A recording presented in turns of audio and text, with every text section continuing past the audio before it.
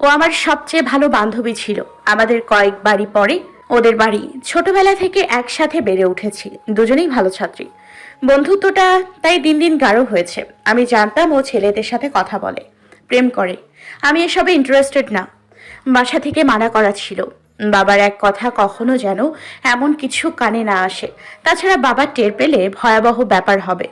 আর সত্যি বলতে ব্যাপারটা আসলে আমার পছন্দ না, কিন্তু ওকে মানা করলে শুনবে না, তাই আর কিছু বলা হয় না। দুজনের সব দিকে মিল, কেবল এই দিকটি ছাড়া। এসএসসির পরেও ও একদিন আমাকে অনেক রিকোয়েস্ট করলো আদ্রিতা সেজে একজনের সাথে দেখা করার জন্য। ছেলেটা নাকি ওর পেছনে পড়ে আছে, দেখা না করলে বাসায় চলে আসবে। আমি বললাম তুই যা, দেখা কর। ও বলে ওর যেতে ভয় লাগে, আমি যেন যাই। আমি মানা করে দিলাম, কিন্তু ও পেছনে পড়ে রইল। হাতে পায়ে ধরার মতো অবস্থা। বান্ধবীর এত অনুরোধ কি করে ফেলা যায়? আমি রাজি হলাম। তখনও ঘুণাক্ষরেও টের পাইনি দেখা করতে গেলে আমার জীবনটাই বদলে যাবে। যদি জানতাম তাহলে কখনোই যেতাম না। এই পর্যন্ত বলে থামে শোভা। রিফাত উদ্বিগ্ন কণ্ঠে বলল, তারপর কি হলো? তুমি দেখা করতে যাওয়ার পর? জীবনে প্রথমবারের মতো মাকে মিথ্যা কথা বলে বেরিয়েছিলাম। আদ্রিতা ওর ফোনটা আমার হাতে দিয়ে বলল, ছেলে এখানেই মেসেজ বা কল দেবে, তুই ফোনটা কাছে রাখ। আমি তোর আশেপাশে থাকবো, তেমন মনে হলে এগিয়ে আসবো। আমি বোকা, ওর কথা মেনে নিলাম। নির্দিষ্ট রেস্টুরেন্টে যেয়ে বসলাম। কিছুক্ষণ পরেই একটা ছেলে কল করলো। তুমি কোথায় আছো অদ্রিতা? আমি রেস্টুরেন্টের নাম জানাতেই একসাথে 3জন ছেলে ঢুকলো। আমার কাছে এসে জানতে চাইলো তুমি কি অদ্রিতা? আমি মাথা নাড়াতেই আমার সামনে বসলো ওরা 3জন। কাকে যেন ফোন করে বলল, মেয়েকে পেয়েছি, আপনারা চলে আসেন। কিছুক্ষণ পর আরো 2জন এসে ঢুকলো। আমার হাতে থাকা আদ্রিতার ফোন বারবার আওয়াজ করে যাচ্ছিল। একজন বলল, ফোনটা চেক করো। আমি বলি কেন? করো, তাহলে টের পাবে। ফোন চেক করলাম, দেখলাম অনেকগুলো ছেলের মেসেজ। সবার একটাই প্রশ্ন, আদ্রিতা তুমি এখন কোথায়? আমি এখানে অপেক্ষা করছি তোমার জন্য। আমি না বুঝে ওদের দেখি, আমি কিছু বুঝতে পারছি না কে আপনারা। আমার প্রশ্নে ওরা সবাই একসাথে হেসে উঠল। একজন বলল, বাহ, দারুণ ব্যাপার তো। আমাদের সবার সাথে প্রেম প্রেম খেলা খেলে গিফট টিফট নিয়ে এখন কিছুই বুঝতে পারছো না? বিশ্বাস হবে কথা? কি যাতা বলছেন এসব? ঠিক কি বলেছি? এই সেই দিন ও তোমাকে 2000 টাকা দিয়েছি আমি। আমাকে দিয়েছেন? তবে আর কাকে? এর এই কথা বিশ্বাস করিস না তো। ওর কথা শুনে মনে হচ্ছে একদম ইনোসেন্ট, কিছু জানে না, অথচ এর সাথে 5টা ছেলেকে নাকে দড়ি দিয়ে ঘুরাচ্ছে। একে আজ একটা কঠিন সাজা দিতে হবে, যেন আর কোনো দিন কোনো ছেলের সাথে এমন কিছু করার সুযোগ না পায়। আমি ভয় পেয়ে উঠে দাঁড়াই। ভাই আপনারা কি বলছেন কিছুই বুঝতে পারছি না। আমি আসলে আদ্রিতা না, আদ্রিতার বান্ধবী। ও আমাকে রিকোয়েস্ট করেছিল সুমন নামে একটা ছেলের সাথে দেখা করার জন্য। সুমন নাকি ওকে অনেক জ্বালাচ্ছে তাই। একজন তেড়ে এলো। চাপা মারার জায়গা নেই। তুমি বললেই আমরা বিশ্বাস করব? তুমি যে আমাকে ছবি পাঠিয়েছো সেটা তো এই ফেসেরই। এই যে দেখো ছবি। এখন নিজেকে বাঁচাতে মিছে কথা বলছো?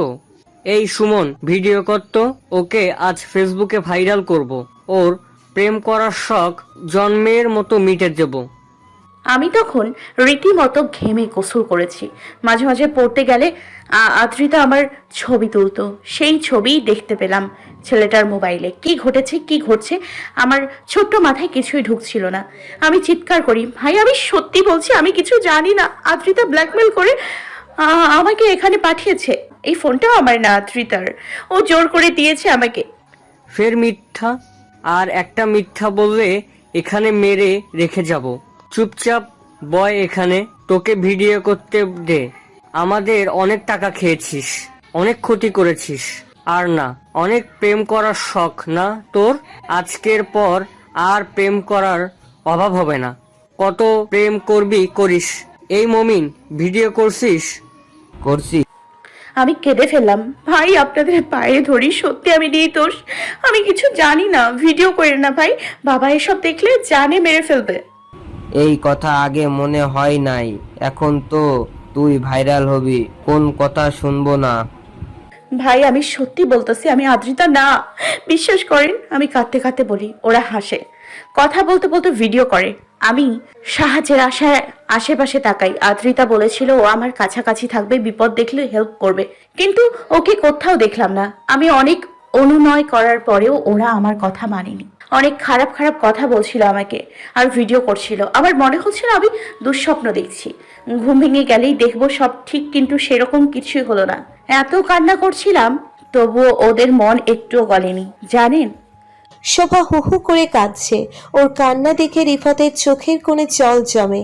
অসহায় শোভাকে দেখে ওর হৃদয় চূর্ণ হয়ে যাচ্ছে। গত কয়েকটা বছর না জানি কত কি সয়েছে মেয়েটা। পাশে বসে শোভার হাতে হাত রেখে ওকে আশ্বস্ত করতে চায়। অনেকটা সময় পার হওয়ার পর কিছুটা ধাতস্থ হলো শোভা। রিফাতের পানে চেয়ে বলল, ওকে জিজ্ঞেস করুন তো, ও কেন এমন করেছিল আমার সাথে? কি দোষ ছিল আমার যে আমার এত বড় ক্ষতি করলো? ওকে বিশ্বাস করেছিলাম, এটাই কি আমার দোষ? রিফাতের পানে চেয়ে বলল। রিফাত পাশে ফিরে আদ্রিতাকে দেখতে গিয়ে চমকে উঠল। আদ্রিতা নেই ওদের পাশে। অন্ধকারে কখন উঠে পালিয়েছে মেয়েটা ওরা টের পায়নি। শোভা জানতো আদ্রিতা পালাবে ঠিক সেদিনের মতো। ও একজন ঠগী, প্রতারক, মুখোশধারী। প্রয়োজনে নিজের রূপ দেখাবে, কিন্তু রিফাতের ঠিক হজম হলো না। এই আদ্রিতা কেউ চেনে না। অবশ্য আগে যে চিনতেও এমন না। তাদের ছোটবেলার স্মৃতিতে দাদার বাড়ি নেই। বাবার সাথে তার বাড়ির কোনো যোগাযোগ ছিল না। কেন ছিল না এই প্রশ্নের উত্তর বাবা দিয়েছিলেন একদিন। পড়ালেখা শেষ করে ব্যবসার জন্য দাদার কাছে টাকা চেয়েছিল বাবা, কিন্তু দাদা টাকা দেয়নি। উল্টে বাড়ি থেকে বেরিয়ে যেতে বলেছিল। বাবা তাই রেগে সেই যে বাড়ি ছেড়েছিল আর ফিরে যায়নি। অনেক কষ্ট করে এই ঢাকা শহরে প্রতিষ্ঠিত হয়েছিল তার বাবা গোলাম রসুল। বাবা বলে মায়ের কারণে তার এই অর্জন। মা সাহস দিয়েছে, বাবার পাশে থেকেছে বলেই বাবা এতদূর আসতে পেরেছে। দাদার মৃত্যুর খবর পেয়ে একবার দাদার বাড়ি গেছিল তার বাবা। রিফাত ইন্টারে পড়ে, তখন থেকে আবার যাওয়া আসা হচ্ছে। যাওয়া আসা বলতে বাবা মা বছরে একবার যায় দাদিকে দেখতে। ওখানে ছোট চাচা মানে আদ্রিতার বাবা আছে। আছে রিফাতের দুই ফুপু। রিফাতের মনে পড়লো বছর 3 আগে একদিন হঠাৎ করেই আদ্রিতা এলো। বাবার কাছে জানলো তাদের চাচাতো বোন হয় আদ্রিতা। ও ভালো ছাত্রী, তাই এখন থেকে এখানেই থাকবে, পড়ালেখা করবে। আদ্রিতা খুব দ্রুত নিজেকে ঢাকার রঙে রাঙিয়ে নিল। নিজের আচরণ, পোশাক সবকিছুতে দ্রুত পরিবর্তন হলো ওর। কিন্তু গ্রাম্য মেয়েটাকে শুরু থেকেই কেন যেন পছন্দ হলো না রিফাতের। মনে হতো ও যা না তা হওয়ার চেষ্টা করছে, তাই সর্বদা এড়িয়ে চলতো। আজ যেন শোভা তার হৃদয়ের গহীনে সেই ভালো না লাগার কারণ প্রকাশ করে দিল। আদ্রিতা পালিয়ে গিয়ে কাজটা ভালো করলো না। রিফাতের কথা শোভার মুখে বাঁকা হাসি। আমি জানতাম ও পালাবে, এটাই ওর স্বভাব।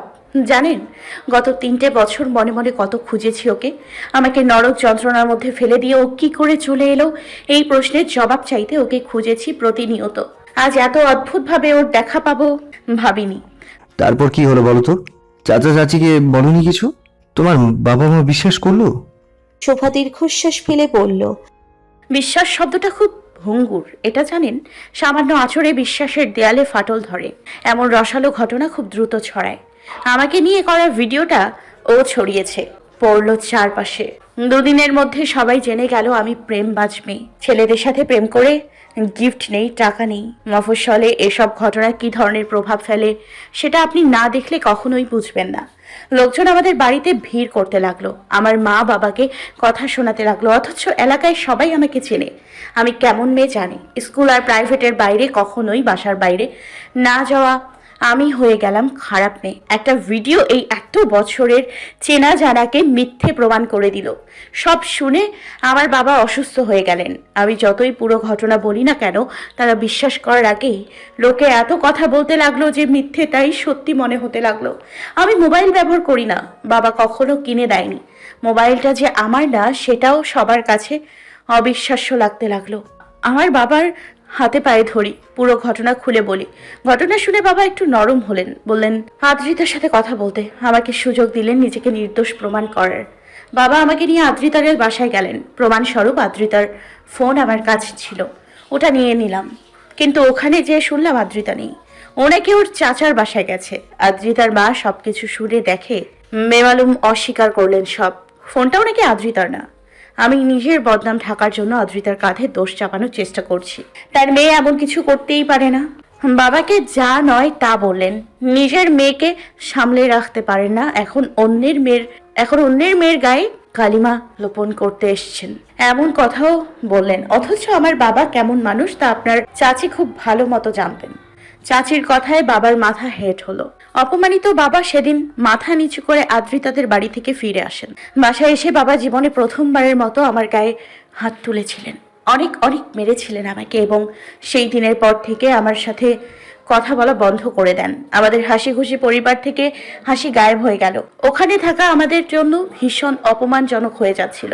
চারপাশের মানুষের কথাবার্তা থেকে মুক্তির জন্য আমরা আমাদের ভিটে মাটি ছেড়ে এই ঢাকা শহরে চলে এলাম। বাবার আড়তদারি ব্যবসা অন্যের হাতে দিয়ে ঢাকায় এসে কোনো রকমে একটা চাকরি নিলেন।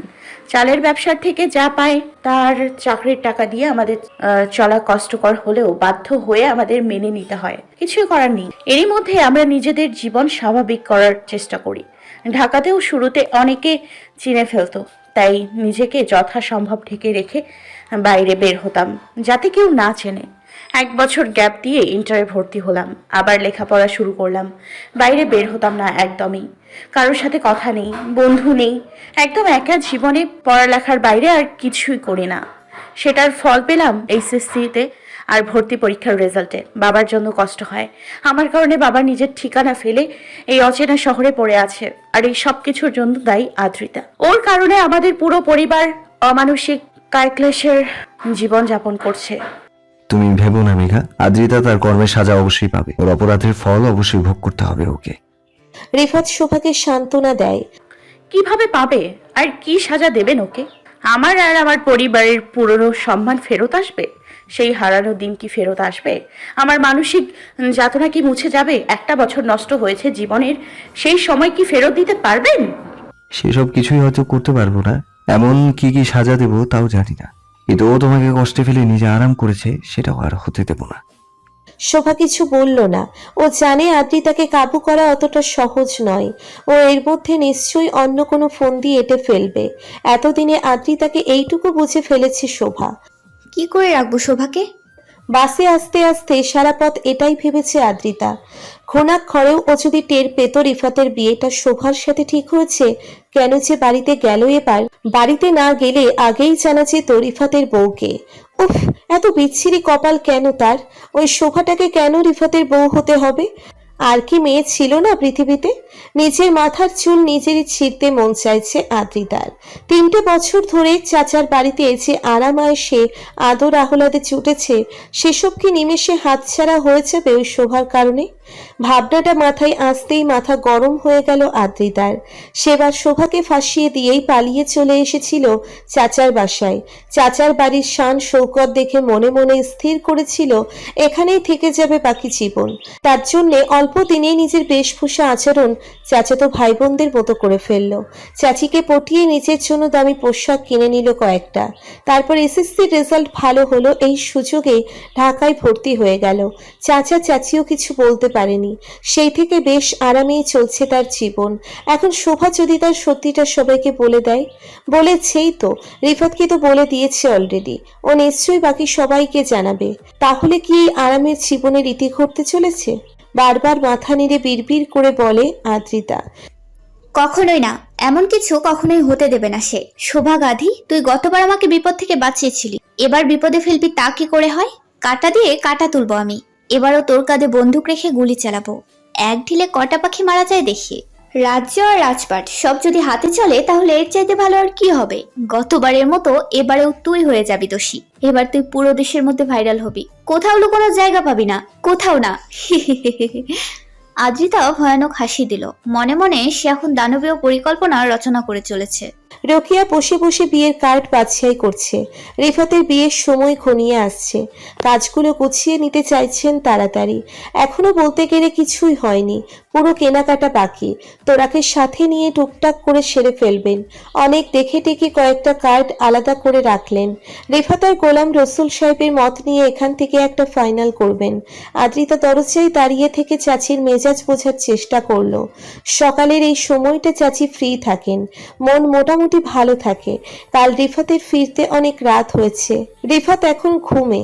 অতএব এটাই চাচির সাথে কথা বলার উপযুক্ত সময়। এই কারণেই আজ ক্লাস বাদ দিয়েছে সে। আদ্রিতা দরজায় টোকা দিল। চাচি আসবো? আদ্রিতা, ক্লাসে যাসনি আজ? না চাচি, আজ শরীর খারাপ লাগছে। আয় ভেতরে আয়। আদ্রিতা এসে রোকেয়ার কাছে বসলো। কি করছো? কার্ড দেখছিলাম, বিয়ের প্রিপারেশন নেওয়া শুরু করতে হবে, ভাবলাম কার্ড পছন্দ করা দিয়েই শুরু করি। দেখ তো কোনটা পছন্দ হয়। আদ্রিতা মন দিয়ে কার্ড দেখতে লাগলো। রোকেয়ার পছন্দের কয়েকটা কার্ড দেখলো। এই কয়েকটা ভালো লেগেছে, বাকি সবাই কি বলে দেখো। রোকেয়া খুশি হয়ে বলল, আরে এই কয়েকটা আমারও ভালো লেগেছে, দেখি ওদের দেখাই কি বলে ওরা। শাড়িটারি কোথায় দেখা যায় বলতো? অনেক জায়গা আছে, মিরপুর, বেনারসি পল্লী, বেইলি রোড আছে। আচ্ছা চাচি, ভাইয়ার বউ ভাবি কি আমাদেরও নিতে পারে? তোরটাতে? আরে হ্যাঁ, তোরটাতেই তো পড়ে। দেখ কাণ্ড, আমার তো মাথাতেই নাই এসব। তুই তোকে দেখিসনি তাই না? দেখিনি বলেই জানতে চাইছি। সেদিন রিফাত ভাইকে দেখলাম ভার্সিটিতে। ওর হয়তো কোনো প্রোগ্রাম ছিল। আরে না চাচি, ওনাকে একটা মেয়ের সাথে গল্প করতে দেখেছি। রোকেয়ার হাসি মুখ কিছুটা গম্ভীর হলো। মেয়েটা দেখতে কেমন বলো তো? শ্যামা চেহারায় মায়া আছে, আর চুলগুলো বেশ লম্বা, ভাইয়ার মতোই লম্বা হবে। ওর নাম শোভা। মিটিমিটি হাসি দেখা গেল রোকেয়ার মুখে। ছেলে বিয়ে করতে চায় না, অথচ হবু বউয়ের সাথে লুকিয়ে দেখা করতে চায়। ভেবেই হাসি হাসলো মনে মনে। শোভা নামটা চেনা চেনা লাগছে। ওরা কি আমাদের দেশের, মানে দিনাজপুরের? হ্যাঁ, কেন বলো তো? রোকেয়া উদ্বিগ্ন হলো। ইয়ে মানে চাচি, না থাক কিছু না। আদ্রিতা দাঁড়িয়ে যায়। রোকেয়া থমকে উঠল। আরে কি হলো? কথা শেষ না করে কোথায় যাচ্ছিস? কি বলতে চাইলি বল। থাক চাচি, ওসব শুনলে আবার ঝামেলা হতে পারে, পরে চাচা আমাকে বকবে। আজব, বকবি কেন? আচ্ছা আমাকে বল, তোর চাচা কিছু জানবে না? আদ্রিতা আবার বসলো। মেয়েটাকে দেখে খুব চেনা মনে হচ্ছিল, কোথায় যেন দেখেছি। পরে মনে পড়লো অনেক আগে ওর একটা ভিডিও দেখেছিলাম, একসাথে 5টা ছেলের সাথে প্রেম করে, তাদের থেকে গিফট নেয়, টাকা নেয়, পরে ছেলেগুলো প্ল্যান করে ওর ভিডিও করে ফেসবুকে ছেড়ে দেয়। ও তো একজন ভাইরাল গার্ল। কিন্তু এসব নিশ্চয়ই তোমরা জানো, না জানি কি আর বিয়ে দেবে? শুনলাম যে ওর বাবা চাচ্চুর বন্ধু, চাচ্চু নিশ্চয়ই সবকিছু জানে। খানিকক্ষণ চুপ থেকে চাচির মেজাজ বুঝে বাঁকা হাসলো আদ্রিতা। চাচিকে ফোরন কাটলো। অবশ্য এখন এসব বলেই বা লাভ কি? রিফাত ভাই তো মনে হয় অলরেডি ওই মেয়েকে পছন্দ করে ফেলেছে। ভাইয়াকে কয়েকদিন দেখেছি ইউনিতে, আমি ভেবেছিলাম কাজে যায়, এখন বুঝলাম অন্য কারণ। রোকেয়ার চেহারা মেঘে ঢাকা আকাশ যেন। মেজাজের পারদ উপরের দিকে উঠছে। এত বড় কথা তার থেকে লুকানো হলো? আর এত গুণী ছেলের জন্য এই মেয়ে? কিছুতেই মেনে নেওয়া যায় না। তবে আদ্রিতাকে কিছু বুঝতে দিতে চাইলেন না। তুই যে দেখ তো বুয়া কি করছে। আমাকে এক কাপ চা বানিয়ে দিতে বল। হঠাৎ মাথাটা ধরে গেল, একটু চা খেয়ে দেখি কমে কিনা। আচ্ছা চাচি, আরেকটা কথা, আমি যে এসব বলেছি তা যেন কাউকে বলো না, নয়তো ভাই আমাকে ভুল বুঝতে পারে, ভাববে আমি তার বিয়ে ভাঙতে। বলবো না, তুই যা। রোকেয়ার মেজাজ চূড়ান্ত খারাপ হলো। আদ্রিতা দুঃখী দুঃখী মুখ করে পেরিয়ে এলো সেদিন। যে ঢোল ছেড়েছিল তা একদম জায়গা মতো যেয়ে লেগেছে। বাইরে এসে তৃপ্তির হাসি হাসলো আদ্রিতা। শোভা ডার্লিং, এবার কি হবে তোমার? সকালে বেশ বেলা করে ঘুম ভাঙল রিফাতের। শোভাকে সান্ত্বনা দিয়ে ফিরতে ফিরতে রাত 11টার বেশি বেজে গেল। তারপর মিনহাজের কল এলো।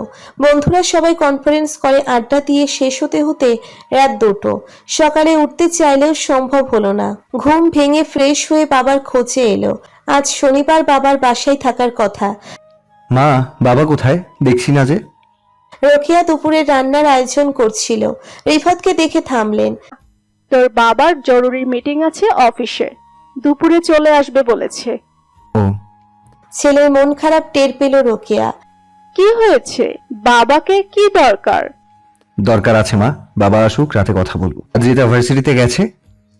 না, বাসায় আছে। কেন বলো তো? আদ্রিতা বাসায় শুনে অবাক হলো রিফাত।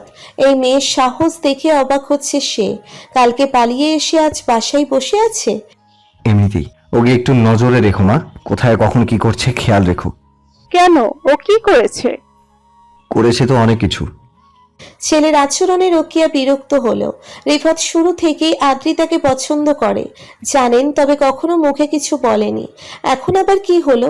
আদ্রিতা শোভাকে চিনে ফেলেছে, এটাই কি কারণ? তুমি নাকি আদ্রিতার ইউনিটে যাচ্ছ ঘন ঘন? বিয়ের আগে এত মেলামেশা কি ভালো? রিফাত বিব্রত হলো। মা কখনো সরাসরি কোনো কথা বলে না, আজ হঠাৎ এমন বলার কোনো কারণ খুঁজে পেল না। আদ্রিতা কি কিছু বলেছে? এত সাহস কি করবে ও? হঠাৎ এসব বলছো কেন মা? এমনিও বলেছি, তোর বাবা হঠাৎ করে এই মেয়ের সাথে বিয়ে দিতে চাইলো। মেয়ের বৃত্তান্ত কিছু জানি না, শেষ পর্যন্ত যদি বিয়েটা না হয়, তাই বলছি এত মেলামেশার দরকার কি? রিফাত হতবাক হয়ে মাকে দেখলো। বিয়ে হবে না কেন? এরকম ভাবনা তার মা ভাবছে কি করে?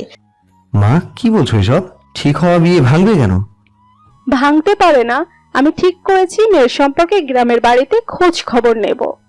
রিফাত কি জবাব দেবে বুঝে পেল না। হঠাৎ মায়ের মাথায় এমন পাগলামি চাপার মানে খুঁজে পেল না সে। হতভম্ব হয়ে বলল, বাবা কে বলেছে এসব? বাবার বন্ধু যেহেতু, তার সাথে কথা বলো। বলবো, আজ বাসায় আসুক, তোর বাবার সাথে কথা বলবো। আমার বড় ছেলের বিয়ে দেবো যেন তেন কারোর সাথে, তা কি হয়? কি আজব মা, শোভা যেন তেন কেউ হবে কেন? আমরা ওর পরিবারকে ভালো মতো চেনো, তাই না? তবু এসব বলছো কি করে? রোকেয়া সরু চোখে ছেলেকে দেখলো। তোরই বা হঠাৎ শোবার প্রতি দরদ উতলে উঠছে কেন? বিয়েই তো করতে চাইছিলি না, ওই মেয়ের সাথে কদিন দেখা করেই পাল্টে গেলি। আদ্রিতা তো ঠিকই বলেছে দেখছি। আদ্রিতা তোমাকে এসব বলেছে? আর কি বলেছে ও?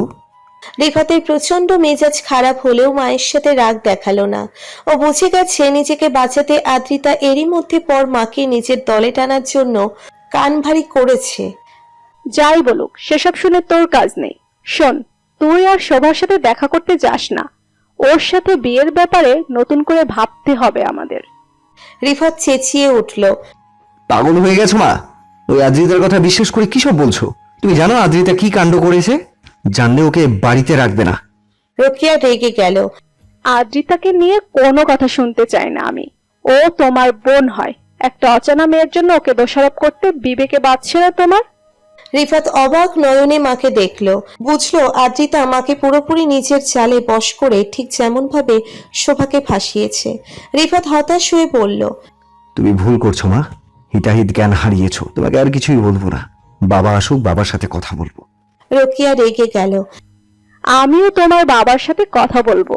যে মেয়ে বাড়িতে আসার আগেই এত ঝামেলা হচ্ছে, সেই মেয়ে বাড়িতে বউ হয়ে আসবে না কিছুতেই। রিফাত ফিরে যেতে গিয়ে থমকে গেল। ওর মুখ থেকে ভাষা হারিয়ে গেল। মা এরকম কথা বলে কি করে? শোভাকে ছাড়া জীবন ভাবতেও পারে না। গোলাম রসুল বাসায় আসা কিছুক্ষণের মধ্যে বুঝলেন কিছু একটা হয়েছে বাসায়। সে খেতে বসেছে শোনার পরও রোকেয়ার দেখা পাওয়া যায়নি। এরকম ঘটনা সচরাচর হয় না। একমাত্র তীব্র অসুস্থতা ছাড়া রোকেয়া এমন করে না কখনো। তিনি কাছের মেয়েকে পাঠালেন রোকেয়াকে ডেকে আনতে। রোকেয়া গোমরা মুখ করে এসে দাঁড়ালেন। ডেকেছো আমাকে? হ্যাঁ, খেতে বসেছি অথচ তুমি নেই। রুমেও পেলাম না তোমাকে, কি হয়েছে? হয়েছে তো অনেক কিছু, তুমি খেয়ে নাও, তারপর বলছি। গোলাম রসুল অবাক হলেন স্ত্রীর কথা মেনে নিয়ে খেতে শুরু করলেন। খেতে খেতে জানতে চাইলেন, রিফাতের বিয়ে কেনাকাটা কিছু শুরু করেছো? সময় তো এগিয়ে আসছে। আজমল ফোন করেছিল, জানতে চাইলো রিফাতের জন্য ওরা কি কিনবে নাকি টাকা দিয়ে দেবে। আমি বলেছি তোমার সাথে কথা বলে জানাবো। রোকেয়া জবাব দিল না। গম্ভীর হয়ে গেলেন গোলাম রসুল। বুঝলেন সমস্যাটা ছেলের বিয়ে নিয়েই। রোকেয়া কি তাহলে বিয়েতে রাজি না? কিন্তু শোভাকে তো ওর ভালো লেগেছিল। ভাবতে ভাবতে খাবার শেষ করে গোলাম রসুল। ঠিক সেই সময় রিফাত ঢুকলো। বাবা, জরুরি কথা আছে তোমার সাথে। কিন্তু তুমি তো খাচ্ছ। আচ্ছা, পরে আসছি তাহলে। আমার খাওয়া শেষ, তুমি রুমে যাও, আমি আর তোমার মা আসছি। রিফাত ছট করে মাকে দেখলো। বুঝতে চাইলো মা এরই মধ্যে বাবাকে সব বলে দিয়েছে কিনা। রোকেয়া ছেলের দিকে তাকালো না। গোলাম রসুল মা ছেলের পুরো বিষয়টা অবাক হয়ে অবলোকন করলেন। কি বলতে চাইছিলে জানো? গোলাম রসুল রিফাতের কাছে জানতে চাইলেন। তুমি আগে আমার কথা শোনো। রিফাতের হবু বউ নিয়ে আমার একটা কথা আছে। মায়ের কথা শুনে রিফাতের মুখ শুকিয়ে গেল। গোলাম রসুল রোকেয়াকে থামালেন। তোমার কথা শুনবো, তার আগে রিফাত কি বলে শুনি। বল, কি বলবি? আদ্রিতাকে নিয়ে কথা বলবো বাবা, ওর সাথে শোভার কথাও আসবে। দয়া করে মন দিয়ে শুনবে। তার আগে বলো তো, শোভার বাবা কি তোমাকে কিছু বলেছে? কোন বিষয়ে? গোলাম রসুল সতর্ক হলেন। এসএসসির পর শোভার একটা ভিডিও ভাইরাল হয়েছিল, সেই বিষয়ে। গোলাম রসুল চুপ করে রইলেন। রোকেয়া বিস্মিত হয়ে স্বামীকে দেখলেন। তুমি জানতে, তাহলে আমাকে বলনি কেন? প্রয়োজন মনে করিনি, বলার হলে নিশ্চয়ই বলতাম। রোকেয়া মেজাজ খারাপ করে বসে রইল। রিফাত বলল, তোমার মনে আছে বাবা, আদ্রিতা আমাদের বাসায় এসেছিল কবে? এসএসসি এক্সামের পরে। আমরা ভেবেছিলাম ও মনে হয় কিছু দিনের জন্য বেড়াতে এসেছে, কিন্তু কিভাবে যেন ও থেমে গেল আমাদের এখানে। তুমি কি জানো শোভা আর আদ্রিতা ব্যাচমেট? ইনফ্যাক্ট ওরা দুজন বন্ধু। কি বলছো এসব? আদ্রিতা এখন সেকেন্ড ইয়ার আর শোভা কেবল ভর্তি হলো। রোকেয়া রসুল উত্তেজিত হয়ে গেল। কারণটা আদ্রিতা বাবা। ওর কারণে শোভার একটা বছর নষ্ট হয়েছে। শুধু তাই না, ওর কারণে শোভার জীবনটাই এলোমেলো হয়ে গেছিল। ফেসবুকে শোভা যে ভিডিও ভাইরাল হয়েছে, সেখানে শোভার জায়গায় আসলে আদ্রিতার থাকার কথা। ও মিথ্যে কথা বলে শোভাকে ওখানে পাঠায়। তারপর ছেলেগুলো ওকে আদ্রিতা ভেবে ওই ভিডিওটা করে। আসলে আদ্রিতা ছেলেদের সাথে অমন করত। ও নিজেকে বাঁচাতে শোভাকে ফাঁসিয়েছে। ওই ভিডিওর ফলাফল কি তা তো দেখতেই পাচ্ছ। শোভারা যে ঢাকায় এসে এভাবে আছে, এটার জন্য আদ্রিতা দায়ী। এসব কি বলছিস রিফাত? আদ্রিতা কেন দায়ী হবে? ও আমাদের এখানে 3 বছর হলো আছে, খারাপ কিছু তো নজরে আসেনি। তাহলে এমন অভিযোগ দেওয়ার মানে কি? হ্যাঁ, এটা ঠিক, আজমল আমাকে বলেছে ওর মেয়েটা ভালো, কেউ ওকে ফাঁসিয়েছে, কিন্তু সেই মানুষটা আদ্রিতা হয় কি করে? তোর কোথাও ভুল হচ্ছে। আমিও তাই বলছি। আর এসব কথা কে বলেছে ওকে জানতে চাও? নিশ্চয়ই শোভা বলেছে। ওই মেয়ে এখন নিজের দোষ ঢাকতে আমাদের আদ্রিতাকে খারাপ বানাচ্ছে। গোলাম রসুলের সাথে রোকেয়া সুর মেলালেন। রিফাত মরিয়া হয়ে গেল। বাবা প্লিজ বিলিভ মি, আমি মিথ্যা বলছি না। কাল শোভাকে দেখে আদ্রিতা চিনতে পেরেছে শোভাও। কিভাবে শোভাকে ফাঁসিয়ে দিয়ে নিজে পালিয়ে ঢাকায় চলে এসেছে, সেসব ঘটনা শোভা ওর সামনে বলেছে আমাকে। আর ও সেখান থেকে পালিয়ে চলে এসেছে। তুমি চাচার কাছে ফোন দিয়ে শোনো। অবশ্য মেয়েকে বাঁচাতে চাচা মিথ্যে বলতেও পারে। গোলাম রসুল খানিকক্ষণ চুপ থেকে বললেন, আমি মিজানের সাথে কথা বলে দেখি ও কি বলে। তবে আদ্রিতা এত খারাপ কাজ করবে এটা আমার বিশ্বাস হয় না। ঘটনা এমনভাবে ঘটিয়েছে কেউ বিশ্বাস করবে না। তবে বাবা, আদ্রিতাকে আমরা যেমন দেখি ও তেমন নয়। কেন যেন ওকে আমার ঠিক বিশ্বাস হয় না। ও নিজের স্বার্থে অনেক কিছুই করতে পারে। তুই কিভাবে জানলি? 2 দিন কথা বলে শোভাকে চিনে ফেললি? শোনো, তুমি যত যাই বলো, শোভাকে বউ করতে আমি আর আগ্রহ পাচ্ছি না। একে তো ফেসবুকে ভাইরাল হওয়া মেয়ে, তার উপরে বাড়িতে আসার আগে নিজেদের মধ্যে সমস্যা তৈরি করছে। এমন মেয়ে বাসায় আনলে বিপদ। বাজে কথা বলো না তো। এঙ্গেজমেন্ট হয়ে গেছে, এখন এসব বলো না। আজমলের এমন ক্ষতি করার কথা স্বপ্নেও ভাববে না। ও অনেক ভালো একটা মানুষ। ভালো মন্দ বুঝি না, শোভার এ বাড়িতে আসবে এটাই শেষ কথা। বাকি তোমরা বাপ ছেলে জানো কি করবে। এত কাহিনী করা মেয়ে আমি চাই না। রোকেয়া নিজের কথাই অনড় রইল। রিফাত নরম হলো। মা, তুমি কিন্তু মিথ্যে কথায় বিশ্বাস করে শোভার সাথে অন্যায় করার কথা ভাবছো। তোমারও একটা মেয়ে আছে, ওর সাথে কেউ এমন করলে কি তোমার ভালো লাগতো? এত নিষ্ঠুর কথা বলো না মা। বাস রিফাত, আর একটা কথাও না। শোভার জন্য নিজের বোনটাকেও ছাড়লি না, এরপরে তো দেখছি আমাদেরও ছাড়বি না। একটা 2 দিনের মেয়ের জন্য আমাদের পর করে দিচ্ছিস। ওই মেয়েকে কখনো মেনে নেব না। তোর যদি মন চায় একে বিয়ে কর, আমি আর তোর বিয়েতে নেই। মা প্লিজ এমন বলো না। রিফাত অনুনয় করে। রোকেয়া কানে তুলল না কথা, উঠে চলে গেল। রিফাত বাবার দিকে তাকালো। গোলাম রসুলকে আশ্বস্ত করলো, ভেবো না, আমি দেখছি কি করা যায়। আপাতত শোভার কথা বেশি বলো না, তোমার মাকে ঠান্ডা হতে দাও। রিফাত নিচের রুমে ফিরে এলো। কি থেকে কি হয়ে গেল তাই ভাবছে। আদ্রিতা আবারও সফল হয়ে গেল। মেজাজ অত্যন্ত খারাপ হলো। টেবিলে থাকা কাচের গ্লাসটা ভেঙে ফেললো আছাড় দিয়ে। রিফাত চায় না শোভা হেরে যাক বারবার দোষ না করেও দোষী হয়ে যাক। এরকম কিছু হলে এবার হয়তো সহ্য করতে পারবে না শোভা। মাথা নাড়ে রিফাত, এরকম কিছু হতে দেওয়া যাবে না এবার। কিন্তু কিভাবে প্রমাণ করবে আদ্রিতার দোষ? আদ্রিতা নিজ মুখে যদি সব কথা বলতো তাহলে না হয় হতো, কিন্তু এটা কিভাবে সম্ভব? অনেক ভেবেও কোনো সুরাহা করতে পারে না রিফাত। আদ্রিতার মতো চতুর কাউকে কি করে কোণঠাসা করবে? ওর এমন কোনো দুর্বলতা আছে কি যেটা বিরুদ্ধে অস্ত্র হিসেবে ব্যবহার করা যাবে? আরে ভাইয়া, কি ভাবছো এত? শোভাকে কি করে বউ বানাবে সেটাই ভাবছো? রিফাত দেখলো দরজায় আদ্রিতা দাঁড়িয়ে আছে, মুখে ক্রূর হাসি নিয়ে। ক্রোধে পাগল হয়ে গেল রিফাত। তোর সাহস দেখে পাগল হচ্ছে আদ্রিতা। অন্যায় করে আবার আমাকে টোন কাটতে এসেছিস? তোর কি ধারণা আমার আর শোভার বিয়ে ভেঙে দিবি? এত সহজে? আদ্রিতা গাল ভরা হাসি দিল। খুব সহজে। বিশ্বাস না হলে 2 দিন অপেক্ষা করো, হবু বউয়ের সাথে তোমার প্রেমও ছুটে যাবে। রিফাত হাসলো। এত আত্মবিশ্বাস ভালো না আদ্রিতা। একবার অন্যায় করে পালিয়ে যেতে পেরেছিস, বারবার তুই সফল হবি এমনটাও ভাবিস না। মাকে তুই শোভা নামে মিথ্যে বলেছিস, নিজের দোষ আড়াল করেছিস। কি ভেবেছিস এমনিই যাবে দিন?